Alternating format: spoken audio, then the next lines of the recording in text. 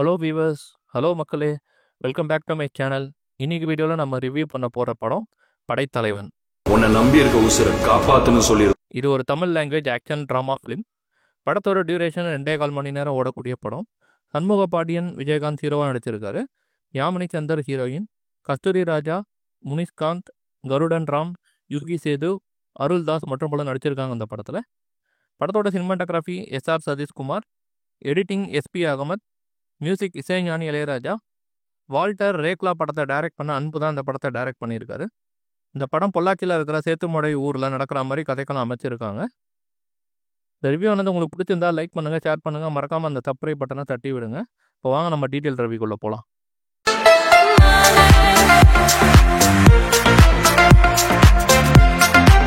படைத்தலைவன் படத்தோட கதை என்னன்றதை டீட்டெயிலாக பார்க்கலாம்.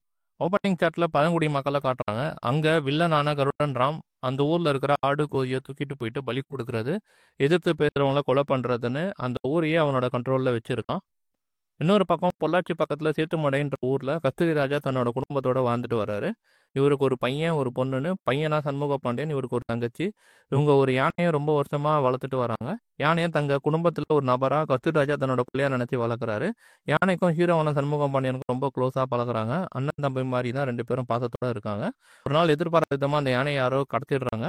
யானையை யார் கடத்தினாங்க, எதுக்காக கடத்தினாங்க, பழங்குடி மக்களுக்கும் ஹீரோக்கும் என்ன சம்மந்தம், எதுக்காக கடத்தினாங்கன்றதை ஹீரோ எப்படி கண்டுபிடிச்சி தன்னோட யானையை எப்படி மீட்டாருன்றதை action sentiment love family drama கலந்து சொல்லியிருக்காங்க.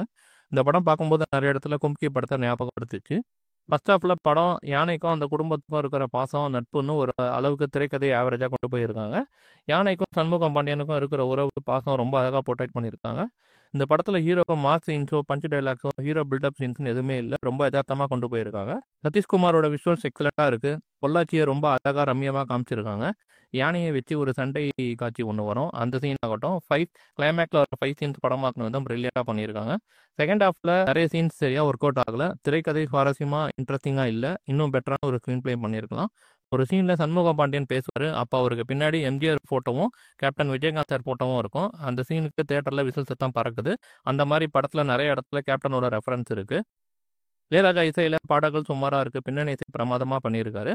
குறிப்பாக இந்த புட்டு வச்ச தங்கரதம் அந்த சாங் வர இடத்துலலாம் செம கூஸ் பம்ப்ஸ். செகண்ட் ஹாஃபில் ஒரு சில சீன் சரியாக ஒர்க் அவுட் ஆகல. திரைக்கதை சுவாரஸ்யமாக இன்ட்ரெஸ்டிங்காக இல்லை. இன்னும் பெட்டரான ஒரு ஸ்க்ரீன் பிளே பண்ணியிருக்கலாம்னு தோணுச்சு. ஒரு சின்ன சீக்வன்ஸ் கேமியோ ரோலில் கேப்டன் வருவார். புரட்சி கலைஞர் விஜயகாந்த் சாரோட கண்ணு மட்டும் காட்டுவாங்க. அந்த சீன் பார்க்கும்போது உடம்பெல்லாம் சிலுத்து போச்சு. ஏஐ டெக்னாலஜி யூஸ் பண்ணியிருக்காங்க. மனுஷன் இறந்து போயும் இன்னும் பல பேரோட மனசில் இன்னும் வாழ்ந்துட்டு இருக்காரு. அந்த ஒரு சீன் போதும். விஜயகாந்த் சார் ஃபேன்ஸ்லாம் கண்டிப்பாக அந்த ஒரு சீனை பார்த்து ரொம்ப எமோஷனல் ஆவாங்க. பசான் பொறுத்த வரைக்கும் சண்முகம் பாண்டியன் நல்லா பண்ணியிருக்காரு. ஃபைட் சீன்ஸ் எமோஷன் சீன்ஸ்லாம் நல்லா பண்ணியிருக்காரு. பட் எக்ஸ்பிரஷன் பொறுத்த வரைக்கும் அவர் இன்னும் நல்லா பண்ணணும். ஏன்னா கேப்டன் விஜயகாந்த் சார் வந்து ஃபைட்லாம் வேறு லெவலில் இருக்கும். அவரோட ஃபைட்காகவே படம் பார்த்துருப்போம். அந்த அளவுக்கு இருக்கும் ஃபைட் சீன்ஸ் ஒன்றும். ஃபைட்டில் அவரோட பாடி லாங்குவேஜ் ஆகட்டும், ஃபேஷியல் எக்ஸ்பிரஷன்லாம் தரமாக கொடுப்பாரு. அவரோட பையனா இவர் இன்னும் ஃபைட்டில் கான்சன்ட்ரேட் பண்ணணும். எக்ஸ்பிரஷன்ஸ் இன்னும் பெட்டராக பண்ணணும்.